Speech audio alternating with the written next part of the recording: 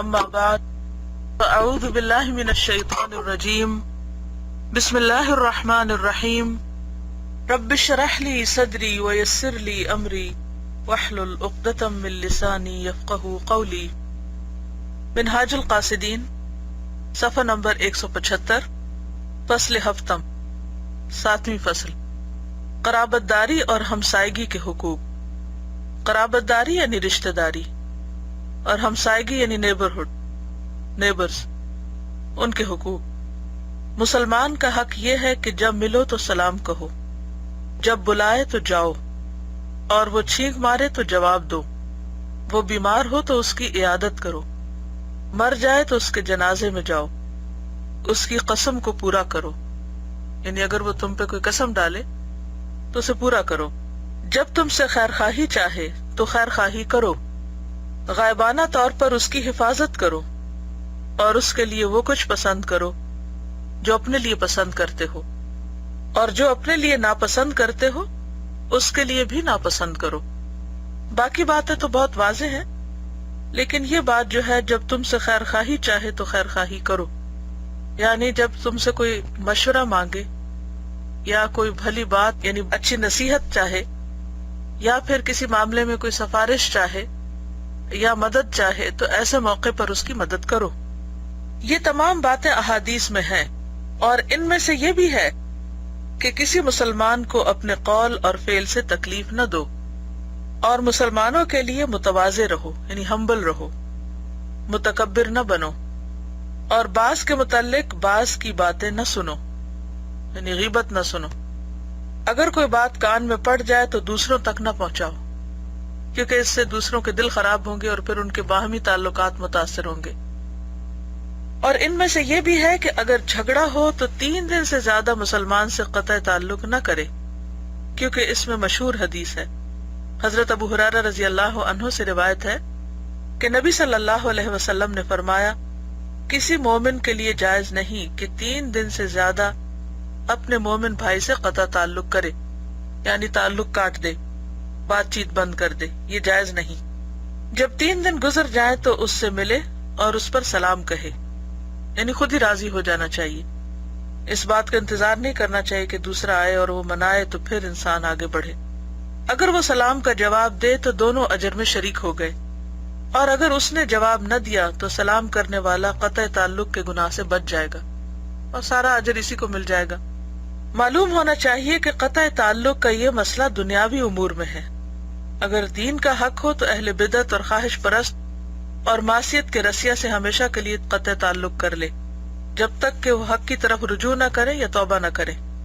یہ ان کا اپنا ایک استدلال ہے، جس کی بہرحال دین میں کوئی ایسی واضح دلیل نہیں ملتی، کیونکہ نبی صلی اللہ علیہ وسلم نے ہر طرح کے لوگوں سے تعلقات رکھے، اور غرض کیا تھی کہ انہیں دین کی طرف بلایا جائے۔ اگر آپ صرف نیک لوگوں کو ہی جانتے ہیں یا نیک ہی لوگوں کے ساتھ تعلقات ہیں تو اس سے انسان کی زندگی میں امن تو بہت ہوتا ہے، لیکن جب آپ ایسے لوگوں سے تعلق رکھتے ہیں جو دین سے دور ہیں، تو جہاں ایک طرف ان کی باتوں سے یا ان کی حرکات سے آپ کو تکلیف ہوتی ہے، وہاں دوسری طرف آپ کے ذمہ یہ بھی آتا ہے کہ آپ ان کو دین کی طرف لائیں اور ان کو ان کی بدعات اور ان کی جو غلط کام ہے ان سے خبردار کریں، کیونکہ اگر قطع تعلق آپ نے کر لیا تو امر بالمعروف اور نہی عن المنکر کا فریضہ ادا ہو ہی نہیں سکتا۔ لیکن اگر ایسا موقع ہو کہ کوئی ایسا شخص جس سے تعلق رکھنے کی وجہ سے آپ کا اپنا دین پر قائم رہنا مشکل ہو جائے تو اس میں پھر جس حد تک ہو سکے محتاط رہے، یعنی انسان اس معاملے میں کوئی ہارڈ اینڈ فاسٹ رول نہیں اختیار کر سکتا۔ اس میں دیکھا یہ جائے گا کہ انسان کا دین اور ایمان کس حال میں محفوظ ہے، یعنی کس طریقے سے وہ اپنے ایمان کو بچا سکتا ہے یا اپنے عمل کو۔ کیونکہ بعض اوقات جب آپ ایسے لوگوں کے بیچ میں بیٹھتے ہیں جو اللہ رسول کا مذاق اڑاتے ہیں یا دین کا مذاق اڑاتے ہیں، اور اگر آپ ان میں بیٹھے رہتے ہیں تو یہاں پر اللہ تعالیٰ کا حکم بھی ہے کہ آپ وہاں سے اٹھ جاؤ، لیکن اگر وہ اس بات کو چھوڑ دے تو پھر قرآن ہی کہتا ہے کہ دوبارہ ان سے بات کر سکتے ہو۔ طویل عرصے تک اگر انسان ایسے لوگوں کے بیچ میں ہو جو براہ راست دین کا مذاق تو نہ اڑائیں لیکن اپنی مجلسوں میں دوسروں کی غیبت کریں، غلط باتیں کریں، جیسے کئی دفعہ خاندانوں کے اندر ہوتا ہے، تو اس وقت انسان کوشش کرے کہ دوسروں کو روکے، اور اگر سمجھے کہ وہ روک نہیں سکتا تو پھر چپکے سے کسی اور کام میں مشغول ہو جائے اور ایسی مجلس میں نہ بیٹھے جس سے انسان کے تعلقات دوسروں سے خراب ہوں، یا یہ کہ انسان دوسروں کے حقوق ادا کرنے کے قابل نہ رہے۔ اور اس میں سے یہ بھی ہے کہ جس سے بھی اچھا سلوک کر سکتا ہو اپنی ہمت کے مطابق اچھا سلوک کرے، کسی کے گھر اس کی اجازت کے بغیر نہ جائے، دروازے پر رک کر 3 دفعہ اجازت مانگے، اگر اجازت نہ ملے واپس آ جائے۔ اور اس میں سے یہ بھی ہے کہ لوگوں سے اچھے اخلاق سے پیش آئے، اور یہ اس طرح ہے کہ ان میں سے ہر ایک کے ساتھ اس کے شایان شان طریقے کے مطابق معاملہ کرے۔ جاہل سے علم کی، کھلنڈرے سے فقہ کی اور کن ذہن سے علم کی باتیں بیان کرے گا تو خود بھی تکلیف پائے گا اور ان کو بھی تکلیف دے گا، کیونکہ وہ ان کی عقل سے بالا ہوں گی، اور پھر اس طرح جب وہ نہیں سمجھیں گے تو فرسٹریشن ہوگی۔ لہذا لوگوں سے ان کی عقل اور ان کی سمجھ کے مطابق ہی معاملہ کیا جائے۔ اور اس میں سے یہ بھی ہے کہ بڑوں کی عزت کرے اور بچوں پر شفقت، اور تمام لوگوں کے ساتھ خندہ پیشانی اور نرم دلی سے پیش آئے، یعنی ہر ایک کے ساتھ ہمدردی اور شفقت کا برتاؤ ہونا چاہیے، ان سے کیے ہوئے وعدے پورے کرے اور اپنی طرف سے لوگوں سے انصاف کرے، اور ان کے ساتھ وہی سلوک کرے جو سلوک کرنا ضروری ہو۔ حضرت حسن نے کہا، اللہ تعالیٰ نے آدم علیہ السلام کی طرف 4 باتوں کی وحی کی ہے اور فرمایا ان میں سے ایک میرے لیے اور ایک تیرے لیے، اور ایک تیرے اور میرے درمیان، اور ایک تیرے اور مخلوق کے درمیان ہے۔ میرے لیے یہ ہے کہ تو میری عبادت کر اور میرے ساتھ کسی کو شریک نہ ٹھہرا۔ تیرے لیے یہ ہے کہ میں تیرے اعمال کا بدلہ تجھے اس وقت دوں گا جب تجھے اس کی بڑی ضرورت ہوگی، اور جو تیرے اور میرے درمیان ہے وہ تیری دعا ہے، تو دعا کر میں قبول کروں گا، اور جو تیرے اور لوگوں کے درمیان ہے وہ یہ ہے کہ تو ان کے ساتھ اس طرح رہ جیسا کہ تو چاہتا ہے کہ وہ تیرے ساتھ رہے۔ یہ بہت ہی حکمت کی بات ہے کہ بعض اوقات ہم سوچتے ہیں کہ ہم کسی کے ساتھ کیسا معاملہ کریں، اس کے ساتھ کیسے پیش آئیں، کیا کریں کیا نہ کریں۔ تو اس میں بہترین چیز یہ ہے کہ انسان معیار اس چیز کو بنائے کہ جس بات سے اسے خود دوسروں سے تکلیف پہنچتی ہو وہ بات دوسروں کے حق میں نہ کرے، تو انشاءاللہ پھر تعلقات بہت بہتر رہیں گے۔ عموماً مشکل کیسے ہوتی ہے یا کب ہوتی ہے؟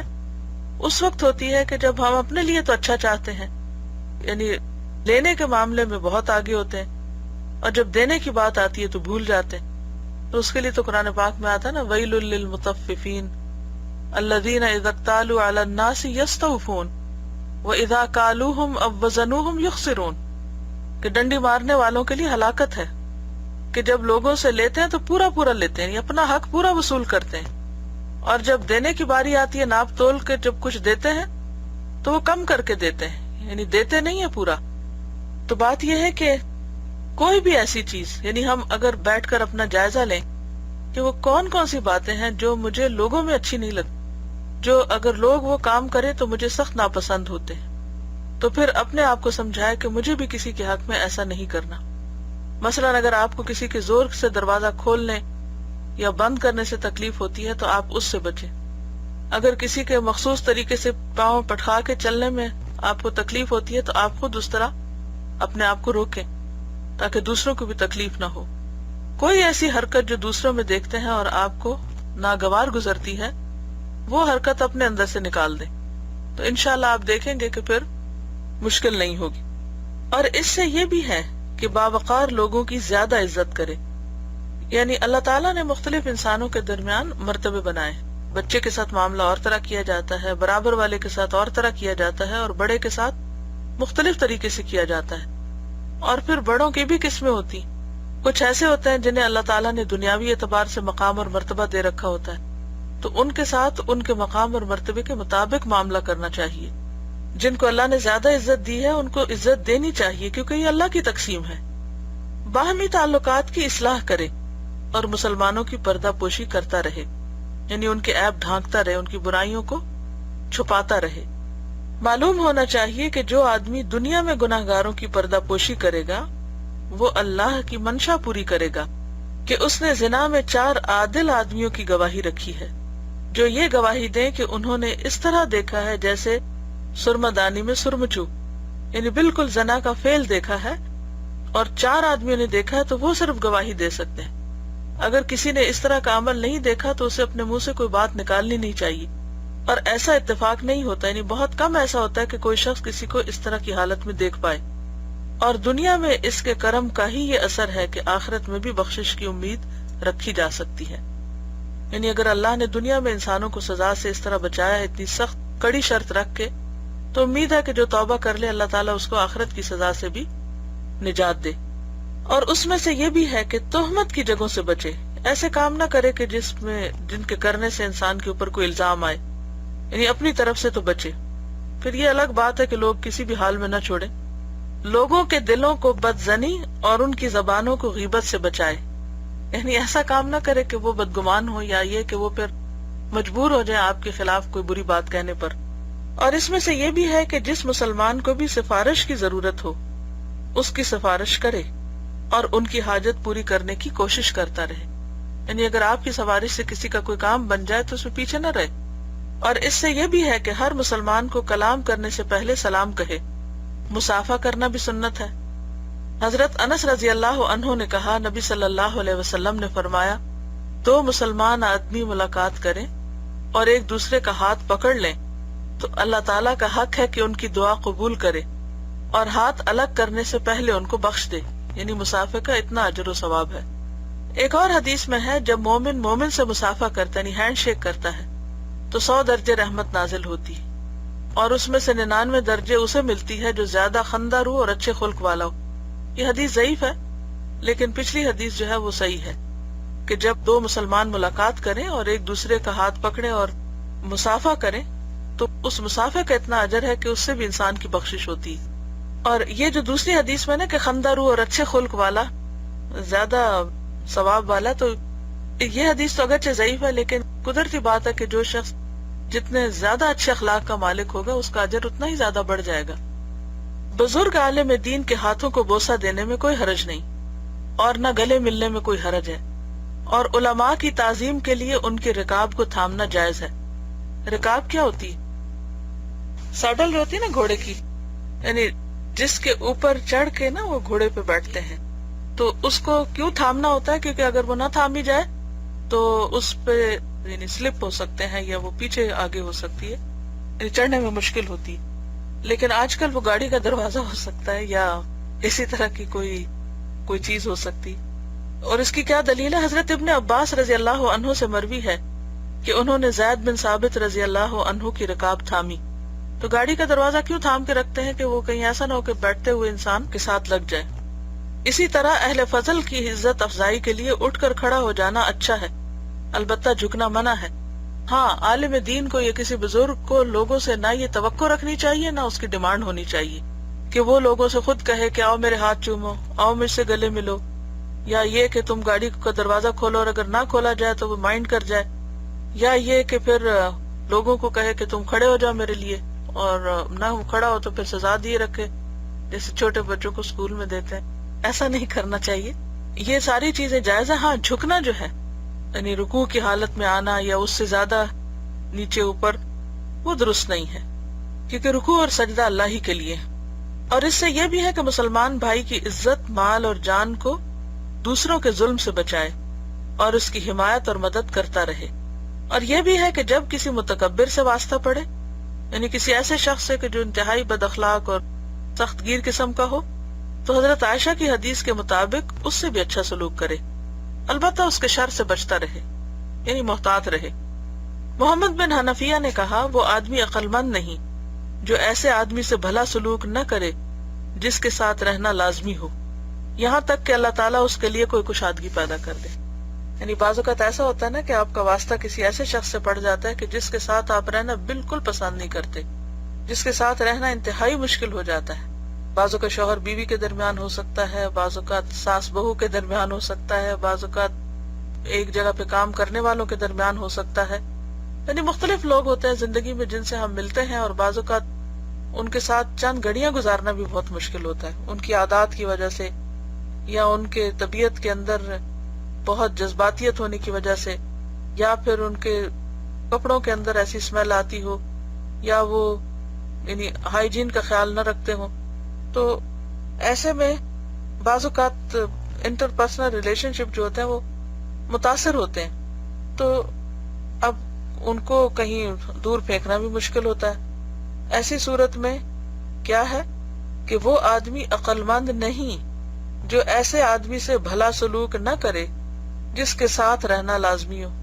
یعنی اب آپ کو پتا ہے کہ اس نے بھی یہاں رہنا ہے اور آپ نے بھی وہیں رہنا ہے۔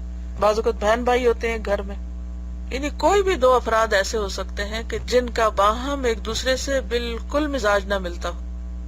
اب اس میں ایک صورت تو یہ ہے کہ انسان اپنے غم، غصے اور فرسٹریشن کا اظہار کر کے تو میں کر کے بات ختم کر دے۔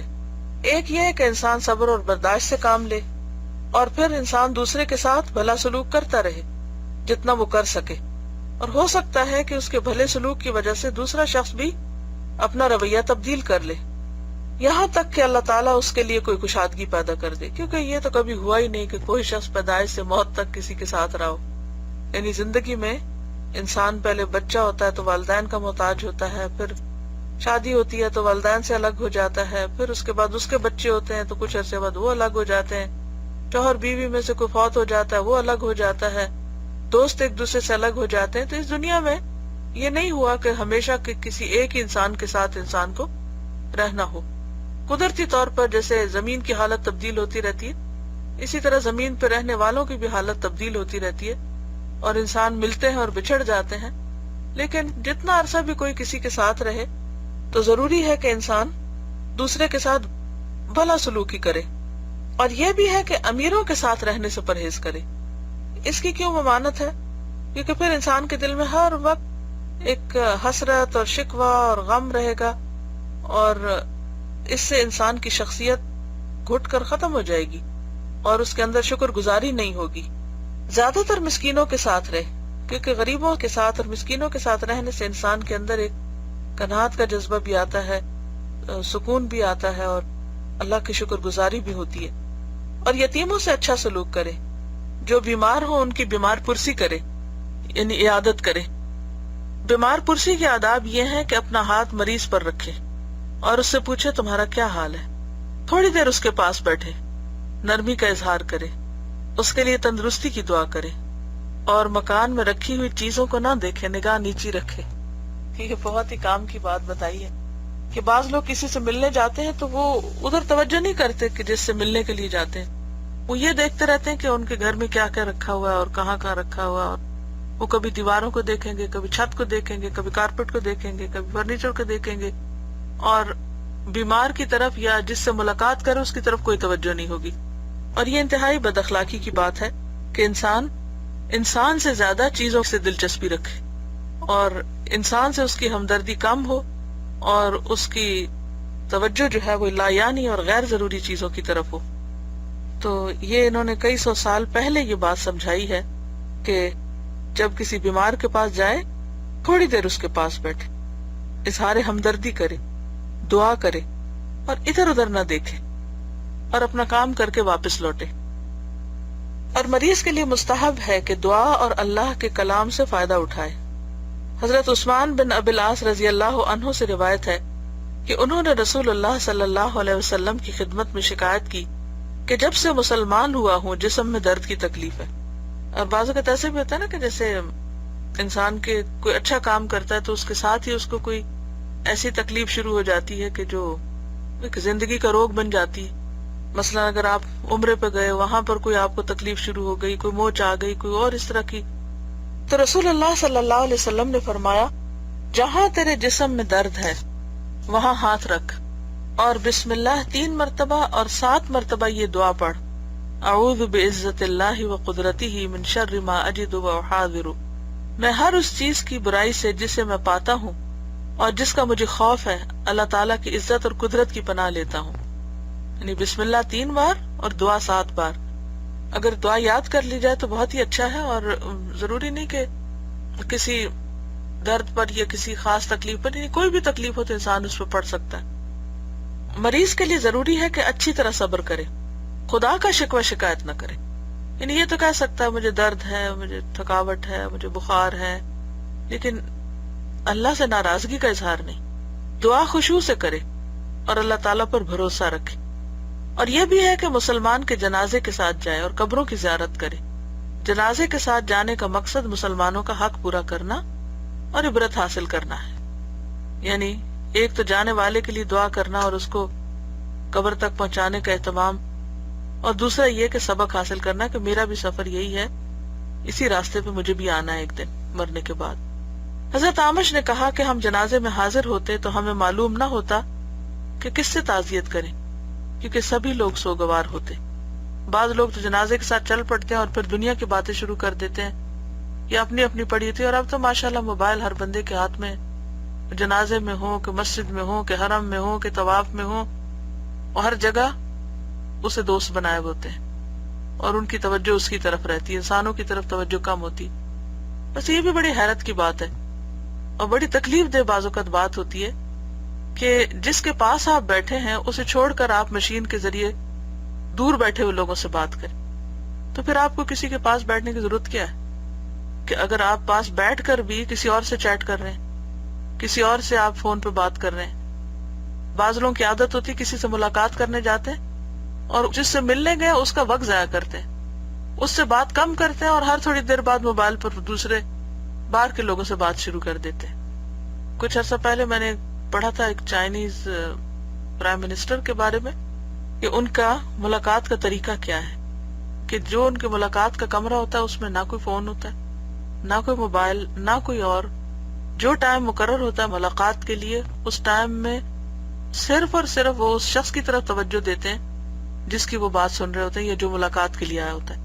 جب ٹائم ختم ہو جاتا ہے تو بات منقطع ہو جاتی ہے اور پھر دوسرے شخص کی باری ہوتی ہے جو بھی. اور یہی نبی صلی اللہ علیہ وسلم کی سنت تھی کہ جس شخص سے بات کرتے پوری طرح اس کی طرف متوجہ ہوتے تھے. اور پھر یہ ہے کہ بعض اوقات یہ کہ انسان، اور یہ جیسے جنازے پر سب سوگوار ہیں اور سب خاموش ہیں اور ایک غم کا اظہار کر رہے ہیں، لیکن اگر اس وقت بھی آپ ٹیکسٹ میسیجنگ کر رہے ہیں اور لوگوں سے باتیں کر رہے ہیں اور ادھر ادھر دیکھ رہے ہیں یا ہنسی مذاق کر رہے ہیں تو اس کا مقصد فوت ہو جاتا ہے جنازے کا. اور قبروں کی زیارت کا مقصد دعا اور عبرت اور دل کا نرم کرنا ہے. جنازے کے ساتھ جانے کے آداب یہ ہیں کہ پیدل چلے، پرخشوع ہو یعنی جسم پر رقت طاری ہو، خاموش رہے، میت کو دیکھتا جائے، موت کے متعلق سوچے اور اس کی تیاری کرے. عورتیں اگرچہ جنازے کے ساتھ نہیں جاتی لیکن اگر میت والے گھر میں جائیں تو اسی طرح کی کیفیت اپنے اوپر طاری کریں. وہاں بیٹھ کر ریسیپی شیئر کرنا، کپڑوں کی باتیں کرنا اور ادھر ادھر بچوں کی باتیں کرتے رہنا، یہ بیکار میں پر وقت ضائع کرنا ہے. ایسا کرنا تو گھر میں ہی بیٹھے، اور اگر وہاں جائے تو اپنے کام سے جائے، تھوڑی دیر بیٹھے لیکن جتنی دیر بیٹھے وہاں سے کوئی سبق سیکھ کر اٹھے.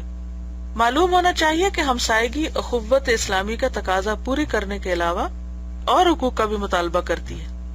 ہمسائیگی یعنی ہمسائے میں ساتھ رہنا، کسی کا نیبر ہونا، اخوت اسلامی کا تقاضا پورا کرنے کے علاوہ اور حقوق کا بھی مطالبہ کرتی ہے. یعنی صرف یہ نہیں کہ اسلامی بھائی چارے کا حق ادا کیا جائے، اس کے علاوہ بھی کچھ اور چیزیں ہیں جو ذمہ ہوتی ہیں انسان کے. یعنی ہمسایہ اسلام کے سارے حقوق کے علاوہ اور بھی کچھ حق رکھتا ہے. اسلام کے حقوق تو پیچھے آپ پڑھ چکے نا، اس چیپٹر کے بالکل شروع میں پہلے پیراگراف میں تھے. حدیث میں آیا ہے کہ ہمسائے تین ہیں، ایک جس کا ایک حق ہے، ایک وہ جس کے دو حق ہیں، اور ایک وہ جس کے تین حق ہیں. جس کے تین حق ہیں وہ مسلمان قرابت دار ہمسایہ ہے، یعنی مسلمان، پھر رشتہ دار اور پھر ہمسایہ. اس کے لیے ایک حق ہمسائیگی کا ہے، ایک اسلام کا اور ایک حق قرابت کا. اور جس کے دو حق ہیں یہ مسلمان ہمسایہ ہے جس کا ایک حق اسلام کا ہے اور ایک ہمسائیگی کا. اور جس کا صرف ایک حق ہے وہ مشرک ہمسایہ ہے، یعنی اگر نان مسلم پڑوسی ہو تو اس کا بھی حق ہوتا ہے. معلوم ہونا چاہیے کہ ہمسائے کا حق صرف یہی نہیں کہ اسے تکلیف نہ دی جائے، بلکہ اس کی طرف سے دی گئی ایذا کو برداشت کرنا، اس سے نرمی کرنا، بھلائی میں ابتدا کرنا اور پہلے سلام کرنا بھی ہے. کیا کیا کرنا؟ اس کی طرف سے آئی ہوئی تکلیف برداشت کرنا، اس سے نرمی کرنا، بھلائی میں ابتدا کرنا، اچھا کام کرنے میں، خیر خواہی میں، خیال رکھنے میں پہل کرنا اور پہلے سلام کرنا بھی. ہاں، اس سے طویل گفتگو نہ کرے. بعض لوگوں کو باتوں کی عادت ہوتی ہے اور وہ باتیں کیے چلے جاتے ہیں اور باتوں میں راحت پاتے ہیں، اور پھر ہمسایوں کے ساتھ یہ مشکل زیادہ ہو جاتی ہمارے یہاں بھی بعض اوقات کیا رواج ہوتا ہے کہ لوگ صبح صبح ایک دوسرے کے گھر چل پڑتے ہیں اور پھر بیٹھ کے باتیں شروع کر دیتے ہیں. ان کو بالکل اس بات کا خیال نہیں ہوتا کہ دوسرے کس حال میں ہے یا اس سے کوئی زیادہ اہم کام بھی ہوگا. جس کو کہتے ہیں نا کہ باتوں کا چسکا. کچھ لوگوں کو جیسے نشہ ہوتا ہے نا کوئی تمباکو وغیرہ کا یا سگریٹ کا، اسی طرح کچھ لوگوں کو باتوں کا نشہ ہوتا ہے، اور جب تک وہ اپنی باتیں کر نہ لیں اور سنا نہ لیں جو ان کے دل میں ہوتا ہے، چاہے وہ کسی اور کی سنے یا نہ سنے، اس وقت تک ان کو چین نہیں آتا. تو یہ بھی اذیت دینے والی چیزوں میں سے ہے. اور لایانی گفتگو جو ہوتی ہے، خاص طور پر بے مقصد گفتگو، اس کا تو ویسے بھی حساب ہوگا، اور اس میں بہت سی غلط باتیں بھی زبان سے نکلنے کا اندیشہ ہوتا ہے.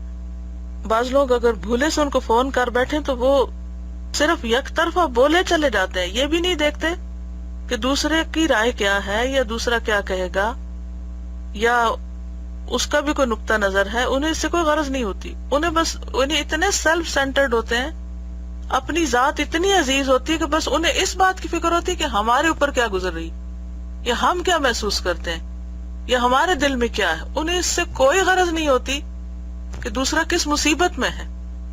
کسی کو کوئی تکلیف ہے، کسی کو واش روم جانا ہے یا اسے کھانا کھانا ہے یا کوئی اور اس کے انتظار میں ہے یا کوئی بیمار اس کے پاس ہے کہ جس کی اسے عادت کرنی، اسے اس بات کا کوئی فکر فاقہ، کوئی غم، کوئی خیال بھی نہیں شاید آتا. اس کو خیال ہے تو صرف اپنی ذات کا کہ میرا دل کیا چاہتا ہے. اور یہ انتہائی تکلیف دہ اور نہایت ناگوار بات ہے کہ انسان صرف اپنی ذات کا سوچے اور دوسرے کی ضرورت اور دوسرے کی تکلیف کو بھول جائے. اور میں آپ سب سے کہوں گی، خاص طور پر جو قرآن پڑھنے والے لوگ ہیں، اور بہت ہی میں یعنی کہ ہم دردانہ درخواست کروں گی کہ خدا را ہم سب اپنی اپنی گفتگوؤں کا جائزہ لیں کہ ہم کتنی بات کرتے ہیں اور کیوں کرتے ہیں، اور کتنی ہمیں کرنی چاہیے اور کس موقع پہ کرنی چاہیے. کیونکہ بعض اوقات طویل گفتگو، بے موقع گفتگو سراسر دوسروں کی اذیت کا سبب بنتی ہے، اور اس کے پیچھے بعض اوقات کوئی مقصد بھی نہیں ہوتا. بس صرف اپنے ذہن میں ایک آئیڈیا آ جاتا ہے اور پھر وہ ہم آئیڈیا ہر ایک سے بیٹھ کے ڈسکس کرتے ہیں، چاہے اس کا کوئی سر پیر ہو یا نہ ہو، اور بے موقع بعض اوقات ڈسکس کرتے ہیں. تو یہ عادت جو ہے یہ وقت ضائع کرنے کا سبب. بعض اوقات میں دیکھتی ہوں لوگوں کو اور مجھے بہت حیرت ہوتی ہے کہ سارے کام کاج چھوڑ کر چائے کا کپ رکھ کر باتوں پہ باتیں کیے چلے جاتے ہیں. اچھا فلاں نے یہ کہا، پھر اس میں سے چٹکلا نکال لیا، پھر دوسرا، پھر تیسرا، پھر ادھر پھر ادھر، کوئی ماضی کو مستقبل. اور مجھے حیرت ہوتی ہے کہ ان سب نے قرآن پڑھ رکھا ہے. جب قرآن پڑھنے کی بات آتی ہے تو بڑی بڑی تقویٰ کی باتیں ہو رہی ہوتی ہیں، اور جب عملی زندگی آتی ہے تو سارا تقویٰ بھول جاتا ہے، اور وقت کو اس بے دریغ طریقے سے لوٹاتے ہیں کہ حیرت ہوتی ہے کہ انہیں اپنے وقت کی قدر کیوں نہیں. یہی وجہ ہے کہ ہم بہت کچھ کر نہیں پاتے. دین جو ہے وہ صرف باتیں کرنے کا نام نہیں ہے. دین جو ہے وہ عملی طور پہ کچھ کرنے کا نام ہے. کسی کی مدد کریں، کسی کی خدمت کریں، کوئی کام کریں. بعض اوقات نہ اپنا ہوش ہے، نہ بالوں کا ہوش ہے، نہ کپڑوں کا ہوش ہے، نہ آس پاس کی چیزوں کا ہوش ہے، صرف باتوں کا ہوش ہے. تو یہ کس قسم کا دین ہے؟ یہ کون سا دین ہم پھیلا رہے ہیں؟ کیا ان حرکتوں سے دین پھیلے گا؟ دین کا کام کرنے والے باتیں بہت کم کرتے ہیں اور وہ زیادہ کام کرتے ہیں. اور جب تک ہماری یہ عادت ختم نہیں ہوگی ہم کوئی تعمیری کام نہیں کر سکتے، دین کے کسی علم میں پختگی حاصل نہیں کر سکتے، نہ ہم اپنے فرائض پورے کر سکتے، نہ ہم اپنی ذمہ داریاں نبھا سکتے. ہمارے اہم ترین کام چھوٹے ہوئے ہوتے ہیں. بعض اوقات انتہائی اہم کمٹمنٹس ہوتی ہیں ہماری جن کو ہم بھولے ہوئے ہوتے ہیں. کیوں؟ اس لیے کہ ہمیں باتیں کرنے سے فرصت ہی نہیں. اور باتیں کیوں کرتے ہیں؟ کیونکہ مزہ آتا ہے باتیں کرنے میں. تو جب تک باتوں کا مزہ چھٹے گا نہیں، یہ بھی نشہ ہوتا ہے. اور جب تک ہم اپنے نفس کا یہ محاسبہ کریں گے نہیں تو ہم واقعی کوئی تعمیری کام نہیں کر سکتے. کیونکہ زیادہ وقت اگر میٹنگ، زیادہ وقت باتیں، زیادہ وقت آئیڈیاز، زیادہ وقت ڈسکشنز ادھر کی ادھر کی کرتے رہے تو جب کرنے کا وقت کون سا ہوگا پھر؟ تو اس لیے جہاں جہاں بھی ہم رہتے ہیں، میں یہ کسی ایک خاص گروہ یا کسی ایک خاص فرد یا کسی ایک خاص علاقے کی بات نہیں کر رہی. یہ خرابی میں نے ہر جگہ دیکھی ہے. جہاں جہاں بھی ہم رہتے ہیں، جس برانچ میں، جس کلاس میں، جس جگہ بھی رہتے ہیں، ہم سب ایک دوسرے کو بھی منع کریں اور ڈسکریج کریں اور خود بھی اس سے باز آئیں اور ٹیلی فون پر بھی بہت کم گفتگو کریں اور اسی طرح لمبی لمبی میلز لکھنا بھی چھوڑیں اور یہ دیکھیں کہ ہمارے فرائض کیا ہیں. ہم نے فرض کے علاوہ نفل کتنے پڑھے, قرآن کی تلاوت کتنی کی ہے, کس کتاب کا کتنا مطالعہ کیا ہے, لوگوں کی کتنی ضروریات پوری کی ہیں, ان کی طرف ہماری کتنی توجہ ہے. ہم سب کو سوچنا چاہیے زندگی صرف ایک دفعہ ملی ہے, یہ 2 دفعہ نہیں ملی, اور ایک دن جو ایک بیکار کام میں ہم نے ضائع کر دیا تو وہ دوبارہ نہیں ہمیں ملے گا.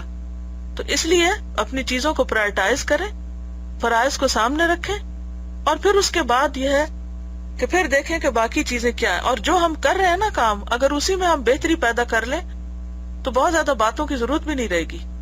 یہ مسائل ہوتے بھی اس لیے ہیں کہ باتیں زیادہ ہوتی ہیں اور کام کم ہوتا ہے, ایکشن لینے کا وقت ہی نہیں ہوتا. تو ہمسائے کے حق میں یہ انہوں نے بہت ہی کام کی بات کی ہے کہ ہمسائے کے حق میں ایک حق یہ بھی ہے, اور بلیو می یہ مجھے فرسٹ ٹائم کہیں سے پتا چلا ہے کہ سلام کے بارے میں تو بہت پڑھتے ہیں اور برداشت اور صبر کے بارے میں اور نرمی اور بھلائی کے, لیکن یہ انہوں نے بہت کام کی بات کی ہے کہ اس سے طویل گفتگو نہ کرے, کیونکہ اس کے وقت میں حرج ہوگا, اس کا کام مکمل نہیں ہوگا. بعض اوقات میں خواتین کو دیکھتی ہوں کہ اچھا بھلا ٹیلنٹ ہوتا ہے, سب کچھ کر سکتے ہیں, لیکن کیا ہے آدھا دن ٹیلی فونوں پہ, کسی ایک کا فون آ گیا, اس نے کہانی سنا دی, دوسرے کا آ گیا, پھر تیسرے کا, اتنے میں دیکھا وہ بچوں کے آنے کا وقت ہو گیا, جلدی سے کھانا پکا لو, جلدی سے ادھر ادھر ہاتھ مار لو تاکہ وہ پھر آ کے شوہر ناراض نہ ہو یا کچھ اور. لیکن وہ جو عبادت کا وقت ہے اور کوالٹی ٹائم ہے وہ تو سارا فضول گفتگو میں گزر گیا. اور جتنی ٹیکنالوجی نے ترقی کی ہے اتنے ہی ہمارے مشاغل بیکار ہو گئے. پہلے تو چلو ایک ٹیلی فون تھا, اب تو میلز اور چیٹ ہی نہیں دم لینے دیتی, اور کسی وقت کمپیوٹر سے ہی ہم نہیں اٹھتے, تو باقی ہم کام کس وقت کریں گے. پھر یہ لکھتے ہیں کہ بیماری میں اس کی عیادت کرے, مصیبت میں اس کو صبر کی تلقین اور خوشی میں اس کو مبارکباد کہے, نیز اس کی لغزش سے درگزر کرے, اس کے گھر میں نہ جھانکے, اپنی دیوار پر اس کے شتیر رکھنے سے نہ روکے, یعنی اگر اس کو ضرورت ہو دیوار استعمال کرنے کی تو اس میں بھی مدد کرے, اپنے پرنالے میں اس کا پانی بہنے سے ناراض نہ ہو, اور کبھی صحن میں مٹی یا کوڑا گر جائے تو ناراض نہ ہو.